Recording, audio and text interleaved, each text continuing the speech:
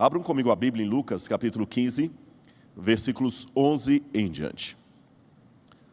Lucas, capítulo 15, versículos 11 em diante.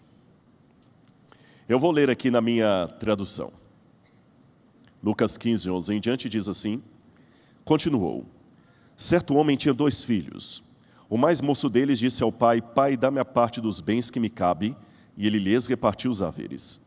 Passados não muitos dias, o filho mais moço, juntando tudo o que era seu, partiu para uma terra distante e lá dissipou todos os seus bens, vivendo dissolutamente. Depois de ter consumido tudo, sobreveio àquele país uma grande fome, e ele começou a passar necessidade. Então ele se agregou a um dos cidadãos daquela terra, e este o mandou aos seus campos a guardar porcos. Ali desejava ele fartar-se das alfarrobas que os porcos comiam, mas ninguém lhe dava nada. Então, caindo em si, disse: Quantos trabalhadores de meu pai têm pão com fartura, e eu aqui morro de fome? Levantar-me-ei, irei ter com meu pai e lhe direi: Pai, pequei contra o céu e diante de ti. Já não sou digno de ser chamado teu filho. Trata-me como dos teus trabalhadores. E levantando-se foi para o seu pai. Vinha ele ainda longe quando seu pai o avistou, e compadecido dele, correndo, o abraçou e beijou. E o filho lhe disse: Pai, pequei contra o céu e diante de ti, já não sou digno de ser chamado teu filho. O pai, porém, disse aos seus servos: Trazei depressa a melhor roupa e vestiu. Ponde-lhe um anel nos dedos e sandálias nos pés. Trazei também e matai o novilho cevado. Comamos e regozijemo-nos, porque este meu filho estava morto e reviveu. Estava perdido e foi achado. E começaram a alegrar-se. Ora, o filho mais velho estivera no campo, e quando voltava, ao aproximar-se da casa, ouviu a música e as danças. Chamou um dos criados e perguntou-lhes o que era aquilo. E ele informou: Veio teu irmão e teu pai mandou matar o novilho cevado porque o recuperou com saúde. Ele se indignou e não queria entrar. Saindo, porém, o pai procurava conciliá-lo. Mas ele respondeu a seu pai: Há tantos anos te sirvo sem jamais transgredir uma ordem tua, e nunca me deste um cabrito sequer para alegrar-me com os meus amigos? Vindo, porém, esse teu filho, que desperdiçou os teus bens com meretrizes, tu mandaste matar para ele o novilho cevado. E então lhe respondeu o pai: Meu filho, tu sempre estás comigo. Tudo que eu tenho é teu. Entretanto, era preciso que nos regozijássemos e nos alegrássemos, porque este teu irmão estava morto e reviveu, estava perdido e foi achado. Fique com a Bíblia aberta. Nós vamos voltar ao texto, fique com ela aberta. Quando a gente lê assim de uma maneira piedosa a Bíblia, nós às vezes não ousamos fazer algumas perguntas que os ateus e céticos fazem. Porque até tem medo de parecer herege, ou alguém que está perdendo a fé, ou está com um capeta no corpo. Mas eu acho que se a palavra de Deus é a verdade, ela não deve temer os questionamentos. Então, vou esquecer agora a leitura piedosa e vou fazer alguns questionamentos a essa passagem com vocês. O primeiro, não estou perdendo a minha fé, fiquem tranquilos, viu? Mas o primeiro questionamento é que esta parábola parece ser o símbolo máximo do pai que você não deve ser. De qualquer lado que você olhar aqui, não dá para bater palma para esse pai num primeiro momento. Imagina a situação. Você está com seu pai numa empresa, tá bem? Você tem o seu pai, sua mãe, você tem um irmão mais novo que não vale nada. Imagina uma empresa de alguma coisa. Mãe, ajuda a construir o sermão. Fala qualquer coisa aí. Suco de laranja? Então tá bom, você tem lá. Pior que é perigoso, vai parecer que eu estou falando da Kiki aqui, né? Da Kiki aqui. Então a fábrica chamada Kiki, não tem? Mas não vou falar da Kiki aqui, não. E você trabalha todos os dias na fábrica de suco de laranja, e você acorda cedo e vai lá, e você faz pesquisa sobre o cancro da laranja, para ver, você vai lá, você contrata, você vai ver se os trabalhadores estão fazendo direitinho, você assiste até Globo Rural todo domingo para poder ficar interagido, é o primeiro a chegar na plantação, o último a sair, vai no escritório, sempre tem reunião com os contadores. Agora o seu irmão, sempre embalada, bebendo, já nem vem mais para a igreja. Um dia está a família reunida comendo, o telefone toca, seu pai, vou ter que ir à delegacia. Por quê? Seu irmão estava embriagado, bateu o carro, deu perda total no outro carro lá, o dono está bravo lá, ainda machucou a menina, e eu vou lá tirá-lo da cadeia. E você fala revoltado assim: Poxa, pai, deixa ele lá mofar um pouquinho para ele aprender, o senhor mima demais meu irmão. Não, mas é o seu irmão, é meu filho. Não aceito isso. Para piorar a história, esse seu irmão delinquente, um dia chega para o seu pai e fala assim: Pai, eu quero curtir a vida com mulherada, balada e tudo mais, eu quero que o senhor transforme metade das propriedades em dinheiro e me dá aqui que eu vou embora. E o seu pai faz isso. Transforma tudo agora em dinheiro, perde bastante com isso. Você sabe que transformar tem que vender a preço de banana, e ele ajunta tudo e vai embora. E você fica lá trabalhando com seu pai para recuperar a empresa. Quando ele volta, para piorar a história, você está lá trabalhando, quando você chega em casa, está uma festa. O que aconteceu? O seu irmão voltou, e o seu pai ainda vai colocá-lo como gerente.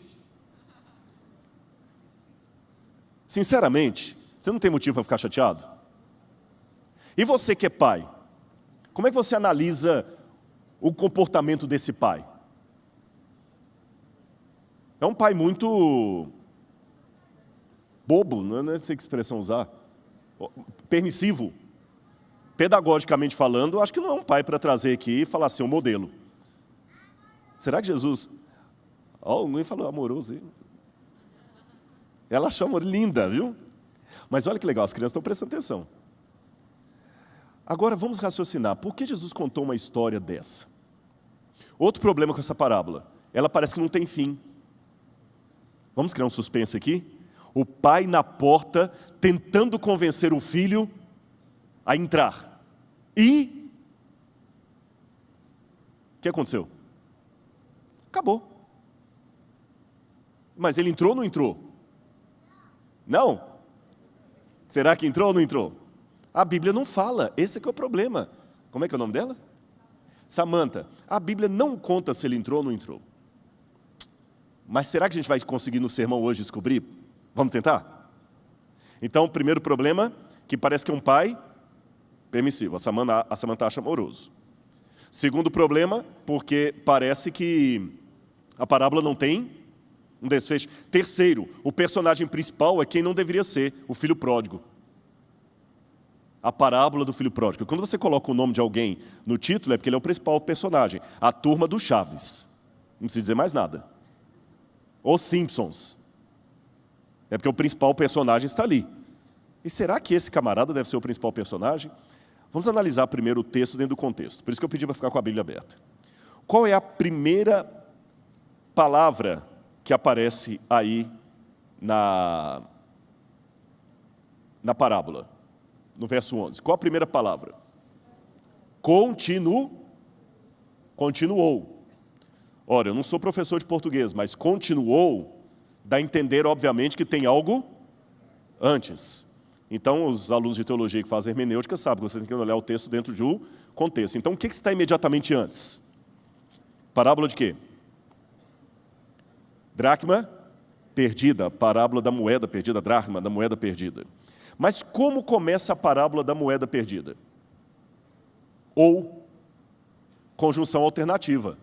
De novo, pede algo antes. Você chega e fala assim, pois é, ou nós saímos amanhã cedo. Ou o quê? Então vamos olhar o que está antes. E o que está imediatamente antes da parábola da moeda perdida? A ovelha perdida. Mas como é que começa no verso 3 a parábola da ovelha perdida? Então. Pois é, né? Então. Tem que ter algo antes. E o que está imediatamente antes? Capítulo 15, versículos 1 e 2. Aproximavam-se de Jesus todos os publicanos e pecadores para o ouvir. E murmuravam os fariseus e escribas, dizendo, este recebe pecadores e come com eles. Agora eu vou entrar com a arqueologia. Vamos tentar pegar o cenário. Como é que Jesus estava comendo? Porque eu já vi isso crítico da Bíblia. Tem alguns críticos da Bíblia, teólogos liberais, que eles fazem a exegese deles criticando a Bíblia porque não conhecem nada de arqueologia, porque se entendessem não falariam aquilo. Tem alguns da Alemanha que falam o seguinte, por exemplo, a pior versão que a Bíblia é mentirosa é que onde Jesus está, os fariseus aparecem do nada. É igual Matrix, né? Ele está lá e aí materializa no ar assim um fariseu. Quem te deu autoridade? Quem conhece judaísmo, continua falando o crítico, sabe que um fariseu não entraria num ambiente onde está um pecador. Ele não comeria. Então, se Jesus estava comendo, como é que o fariseu pôde ver que ele estava comendo com um pecador? Vamos entrar com a arqueologia. Provavelmente, esse episódio aconteceu na casa de Levi e Mateus, que foi em Cafarnaum, não temos dúvida. E por que é a casa de Levi e Mateus? Qual que é a reclamação dos fariseus? Vamos ler aqui, olha, capítulo 15, versículos 1 e 2. Aproximavam-se de Jesus todos os publicanos e pecadores para o ouvir. Murmuravam os escribas e fariseus, dizendo, este recebe pecadores e come com eles. Ora, se os publicanos se aproximavam de Jesus, é porque iam à casa de alguém que era publicano. Mateus era o chefe dos publicanos, então provavelmente foi a casa de Mateus. Agora, como é que era uma refeição no tempo de Cristo? Lá está no quadro. As pessoas não comiam como você aqui no refeitório, sentado sobre uma cadeira e aqui. As pessoas deitavam no chão e comiam com a mão direita toca na comida. Era assim, reclinado. A Santa Ceia de Jesus, diferente do que muita gente imagina, não foi igual no quadro de Leonardo da Vinci, Jesus ao meio, 6 para um lado, 6 para o outro, igual jogador de futebol, não. Era assim a Santa Ceia. Havia uma mesa chamada triclínio, e eles ficavam no chão, e Jesus, ao invés de estar no centro, deveria estar lá no canto, Jesus é aquele de branco lá. Como é que eu cheguei a essa conclusão? Bom, aí depois, no outro sermão, eu conto. Agora, mais um detalhe curioso sobre as refeições. As pessoas tinham as casas delas, aqui está um cenário de uma vila do tempo de Cristo. Eu quero dar um troféu para quem inventar um dia um laser que funcione em TV de LED. Né? Porque a gente quer mostrar um negócio no laser, mas LED não funciona. Então, vocês vão acompanhar comigo. Vocês estão conseguindo ver um cavalo, um cara no cavalo, um soldado romano ali? Eles estão à porta de uma casa, tem até uma mulher na porta lá, estão vendo? Sim ou não? Cumprimenta? Oi? Aquela casa, você vê que ela tem um terraço, e a de cá também tem um terraço. As pessoas ficavam a maior parte do tempo nos telhados das casas. A vida social das pessoas no tempo de Jesus era no telhado das casas. Aqui eu tenho mais uma ilustração da época de Cristo. Estão vendo uma escada ali? Ó, tem um jumento estacionado aqui. Seguindo para frente do jumento tem uma escadaria. Estão vendo? Estão vendo lá na escadaria uma cobertura? Ali onde as pessoas comiam. Elas colocavam aquela cobertura porque havia muito calor, não tinha ar-condicionado para ficar dentro de casa. Então as pessoas ficavam a maior parte do tempo em cima, até para dormir à noite era em cima. Cozinhavam às vezes em cima, comiam em cima. Esse lugar em cima dos telhados era chamado de cenáculo, onde você ceia, come. Então a Santa Ceia de Jesus foi num cenáculo em cima de uma casa assim. A gente imagina um lugar fechado. E mais uma coisa curiosa. Quando a pessoa, tanto é que aqui, eu quero ler uma passagem com vocês. Já que as pessoas ficavam em cima do telhado, olha o que está em Deuteronômio, capítulo 22, verso 8. Deuteronômio, capítulo 22, verso 8. Pessoal de engenharia e arquitetura, isso é para vocês, viu? Deuteronômio 22, verso 8. Quando edificardes uma casa nova, far-lhe-ás no terraço um parapeito, para que nela não ponhas culpa de sangue, se alguém de algum modo cair dela. Perceberam o conselho bíblico? Porque a maioria das vezes as pessoas ficavam no telhado das casas. Pode voltar para Lucas capítulo 15. Então as pessoas ficavam ali. Tanto é que em Mateus capítulo 24, Jesus fala da volta dele. Aquele que estiver no telhado, não desça para buscar alguma coisa. Fala dos anunciadores do telhado. Então entenderam onde as pessoas comiam? Em cima dos telhados. Então imaginem que uma casa típica, o portão, estão vendo o portão ali? O pátio da casa, ali uma escada, o único cômodo da casa, as casas só tinham um cômodo só. E lá em cima, o terraço onde as pessoas comiam. É óbvio que nessa situação, quem passa aqui na rua, consegue ver da rua a refeição que está tendo lá em cima. Entenderam ou não? Então não é que eles materializavam igual Matrix. Os escribas e fariseus estavam vindo aqui na rua e olhando e de repente começaram até a falar alto. Que vergonha, hein? O mestre de vocês que diz que é Messias, ele está comendo com pecadores e publicanos. Ele não deveria se contaminar. Quando Jesus estava comendo com eles, recebendo, não é que Jesus estava numa festinha, numa balada, com cerveja na mão e um cigarro, não. Para ser pecador naquela época, uma mulher que não podia ter filho já era pecadora. Alguém que tinha uma doença de pele já era pecador, porque não podia entrar na sinagoga, se fosse a Jerusalém não podia ir ao templo, você não podia encostar nele. Um leproso.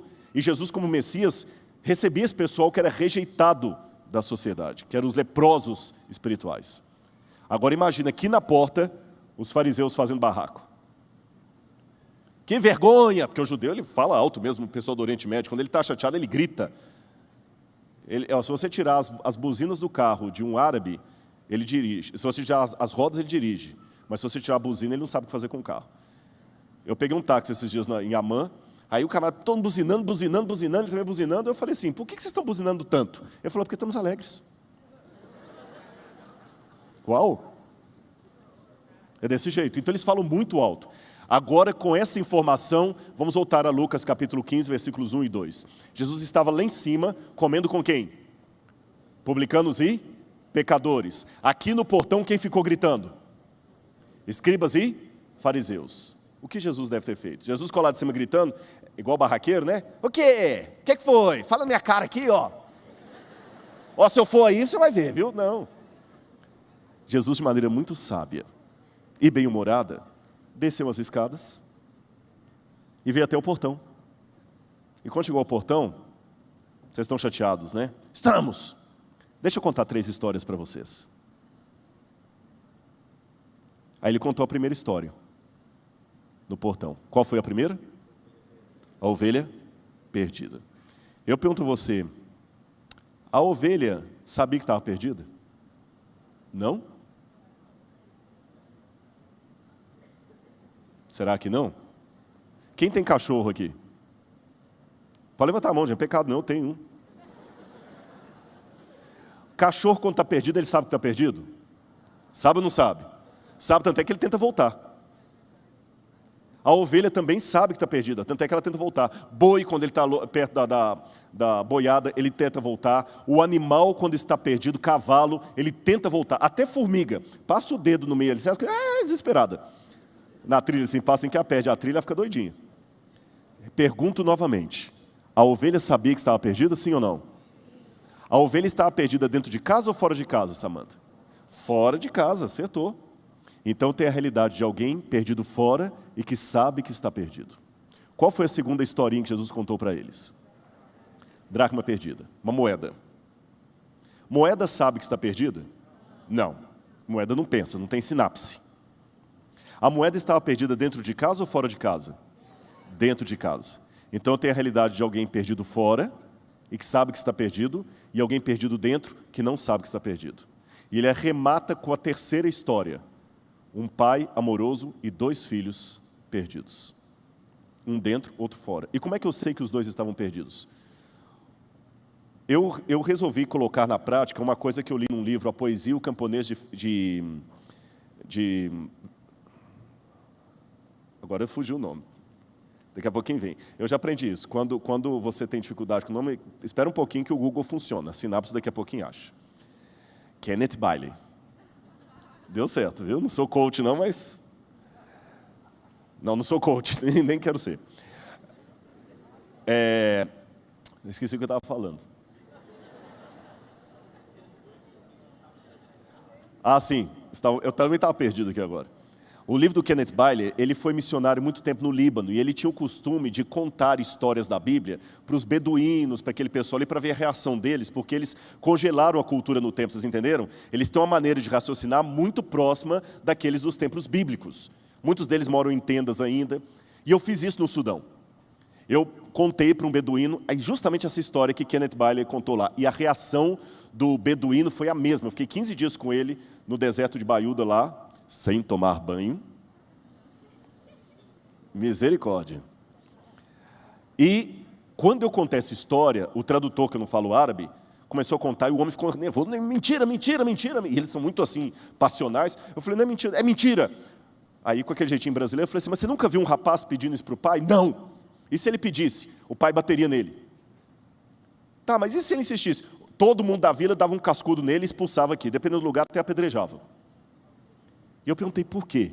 Ele falou, porque na nossa cultura, aí eu lembrei do Kenneth Bailey, e lembrei do que eu li da época bíblica, a herança só é dada quando o pai morre. Pedir a herança com o pai vivo é pedir para o pai morrer. E hoje, na nossa cultura ocidental, nós temos muito a figura da imagem da mãe por causa da tradição de Maria. Mas no Oriente Médio, o centro é a figura do pai. Eles são patriarcais. Então, falar que é o pai morrendo... Agora, olha que interessante o texto comigo. Lucas capítulo 15, verso 12. O mais moço deles disse ao pai, pai, dá-me a parte dos bens que me cabe. E ele lhes repartiu os haveres. Lhes repartiu. O pai deu a herança para quem? Para os 2. Então o mais velho também recebeu. o mais velho também aceitou a morte do pai. Ele talvez não era sincero bastante como o mais novo, nada que justifique o erro do mais novo, mas ao mesmo tempo eu digo para você que Deus é menos ofendido pela sinceridade de um pecador do que pela hipocrisia de um santo. E tem muita gente na igreja que está vivendo a hipocrisia do santo. E talvez um dos grandes desafios para o pregador de hoje é converter os convertidos. A gente fala muito em série de conferência, em levar folheto, mas talvez um dos grandes desafios para o púlpito hoje é trazer de volta para Cristo os que supostamente já são dele. E eu não vou entrar nos detalhes hermenêuticos da parábola, porque eu pedi 15 minutos e não quero queimar o meu filme com vocês aqui. Mas vocês sabem que o filho, quando ele volta para casa, depois de tudo que ele fez, aqui eu tenho o quadro de uma fazenda da época bíblica. Não é uma fazenda como você imagina, plana. Há muito morro em Judá, muito morro. E como é que eles fazem plantação no morro? Através de algo chamado terraças. Imagine que aqui onde eu estou é um caminho. Ele pega, coloca pedra aqui, um paredão de pedras para segurar a terra, coloca outro paredão de pedras aqui e faz um segundo degrau aqui em cima. Depois, de novo, outro paredão de pedras, outro degrau. E é nesses degraus aqui que ele vai plantando. Por isso que Jesus contou a parábola do semeador. O semeador saiu a semear e algumas sementes caíram à beira do caminho, outra nas pedras, outra no meio dos espinhos. Entenderam? Então lá vocês estão conseguindo ver uma fazenda. Aqui embaixo estão as terraças, estão vendo? Onde se planta. E lá no miolo está a casa, com vários cômodos. Lembra que eu falei que a casa geralmente tinha um cômodo só? Mas por um resquício ainda de tradição patriarcal, o proprietário da fazenda costumava pegar os agregados dele, daí o nome agregados, e construir outros cômodos para eles, tipo puxadinho. E todo mundo ia construindo a casa em volta ali, ia ficando aquelas casas todas juntas. Mais ou menos como isso aqui, ó. Olha lá, tá vendo? Você tem a casa do chefe e a casa dos empregados todas juntas ali. Era uma maneira de se proteger. Por isso que quando Jesus falou, na casa de meu pai há muitas moradas, e eu vou preparar uma, era isso que Jesus tinha em mente. A gente imagina de uma maneira ocidental, na casa de meu pai há muitas moradas, mas Jesus falou numa cultura do Oriente Médio. A imagem que Jesus usou em João 14 é essa aí. Agora, atrás da casa ficariam os animais, que eram tirados para o campo todos os dias e voltavam, o aprisco, a plantação aqui, e a única entrada da fazenda está lá na frente, estão vendo? Agora imaginem a cena, o filho mais moço voltando. O que o beduíno do Sudão falou comigo que eles fariam com o rapaz? Apedrejariam, bateriam nele. Imagina esse rapaz voltando. Ele já não era mais o filho do dono da fazenda. O que eles iam fazer com ele? Apedrejá-lo, matá-lo. Quando o pai o viu ao longe, o que a Bíblia fala que o pai fez? Foi caminhando até ele. Correu. Na cultura do Antigo Oriente Médio, um homem de idade não corre. Por isso que ele usa vestes talares. Quem corre é criança e escravo. Um homem de idade caminha. Na cultura do Antigo Oriente Médio, um homem de idade correr é tão humilhante como alguém de idade ter que ser levado ao banheiro para outro dar banho nele e limpá-lo. É humilhante. Quando a Bíblia fala que o pai correu na cultura do Oriente Médio, o pai trouxe para si uma grande humilhação. Ele sofreu essa humilhação no lugar do filho. E mais, quando ele vai até o encontro do filho, antes que o filho fale qualquer coisa, ele abraça. Pessoas de igual nível social se beijam no rosto. Quem não é do mesmo nível, beija o pé ou a mão. Ele se fez igual. E tão alegre com a volta do filho, aquele pai, que longe de ser um pai permissivo, era um pai realmente amoroso, faz uma festa. Ali só tem um erro nesse quadro, que as pessoas estão calçadas, geralmente elas ficavam descalças para comer, mas estão vendo as danças ali? Agora é a hora de fechar. Enquanto está todo mundo dançando ali, quem chega? O filho mais velho. E ele não entra. Ele não entra. De novo ele ofendeu o pai. Ele ofendeu o pai. Por que a rainha Vasti perdeu o direito ao trono da Pérsia? Porque ela recusou entrar na festa do rei Assuero. Agora, olha o que a Bíblia fala. Lucas capítulo 15, versículo 28. Ele se indignou e não queria entrar. Saindo, porém, o pai procurava conciliá-lo. E o pai falava com ele assim, filho, era importante que a gente se alegre. Vamos entrar comigo e vamos comemorar. Não vou. Vamos lá, meu filho, porque aquele teu irmão que está lá dentro estava morto e reviveu, estava perdido e foi achado. E por que a parábola não conclui? Por que congela a imagem aí? O fim das coisas está no começo delas. Onde Jesus estava contando aquela parábola? Na porta de uma casa. Quem estava lá dentro? Publicanos e pecadores, o filho mais moço. Quem estava na porta? Escribas e fariseus, o filho mais velho. Quem estava lá dentro? A ovelha que foi resgatada. Quem estava aqui na porta? A moeda que nem sabia que estava perdida. Agora, qual que é o mais importante de tudo isso? Que hoje eu falo para uma igreja que pode haver aqui ovelhas e moedas, filhos mais moços e filhos mais velhos. Eu não sei qual o seu papel nessa história, mas eu sei de uma coisa. Existe um pastor buscando você, uma mulher varrendo a casa te procurando, um pai de amor, dividindo a vida com você, não porque ele é permissivo, mas porque, como disse Samantha, ele é amoroso. E dos lábios de pequeninos, eu tirarei o verdadeiro louvor, como ele fez aqui hoje. Agora, em nome de Jesus, eu faço um apelo. O grande problema de um pregador, hoje eu falei, é converter os convertidos. Deixa o pastor te achar. Volta para a casa do Pai. Volta para a casa do Pai. Não fica aí no portão reclamando daqueles que ele está aceitando lá dentro. Não seja fariseu nem legalista.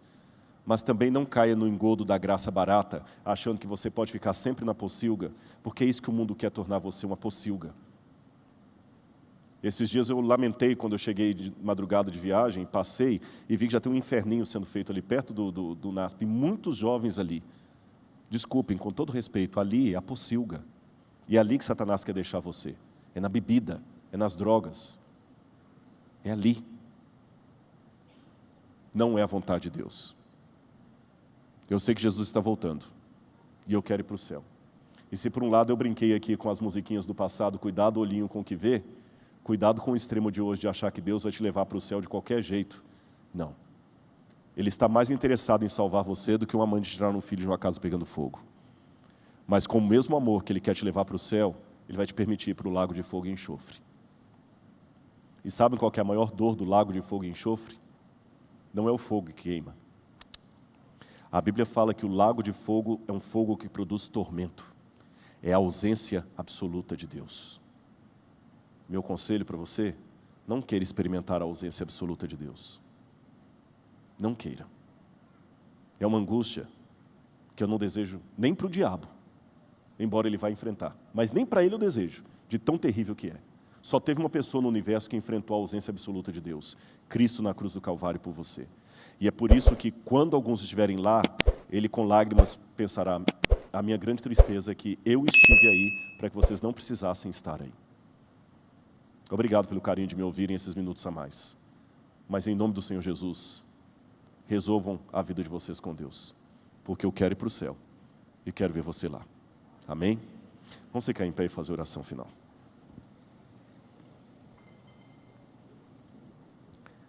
Amado Senhor, não queremos ser legalistas, ó Pai, e ficar na porta reclamando daqueles que o Senhor está trazendo todos os dias para o Teu redil. Mas também não queremos, Senhor, ficar tolerantes com o pecado e achar que agora tudo está muito bem, tudo está muito certo, que Deus tolera qualquer coisa. A graça é de graça, Senhor, mas não é barata. A graça não é objeto de liquidação. Senhor, não estamos aqui para julgar os nossos semelhantes, os nossos irmãos, mas estamos aqui para te suplicar o reavivamento sobre essa escola. O mundo está conspirando contra a verdade, Senhor. Mas nós queremos fazer parte do Teu povo, todos os dias. Portanto, Senhor, que a começar em mim, e pelos meus irmãos aqui agora comigo em oração, eu te suplico, permita-nos entrar no reino de Deus. Eu não sei qual o papel que cada um está se identificando aí nessas histórias. Filho mais moço ou filho mais velho? Na pocilga ou em casa perdido sem saber que está perdido. Mas todos nós temos a oportunidade de correr de novo para os braços do Pai. Dá-nos a Tua paz, Senhor. Em nome de Jesus. Amém. Permita-me dizer só uma última coisa para ser bem interpretado, porque eu sei que esse sermão vai para a internet e qualquer coisa que fala vira polêmica. Quando eu fiz referência a esse lugar lá, antes que ele fale assim, ele acabou de pregar, a gente tem que tolerar os pecadores. Eu quero explicar para você uma coisa. Você, quando está no lugar dos porcos, vai lembrar que a casa do seu pai tem trabalhadores que comem melhor do que você está comendo ali. Mas não adianta fazer isso e continuar lá. Se o filho pródigo quisesse agora enfeitar a pocilga, limpar, passar perfume, passar cal e colocar uma placa de lar doce lar, por mais que ele limpasse, um chiqueiro continua sendo um chiqueiro. Então, por mais que eu ame os irmãos que nessa hora do culto estão bebendo lá naquele lugar, eu também tenho o dever de alertá-los que eles têm que levantar dali e voltar para a casa do Pai. E você que está aqui não ir para lá. Tá bem? Porque por mais que a pocilga seja limpa, continuará um chiqueiro. Você tem que sair e ir para a casa do Pai. E o meu conselho é esse: volta para a casa do Pai todos os dias, em nome de Jesus. Amém. Muito obrigado. Que Deus abençoe a todos.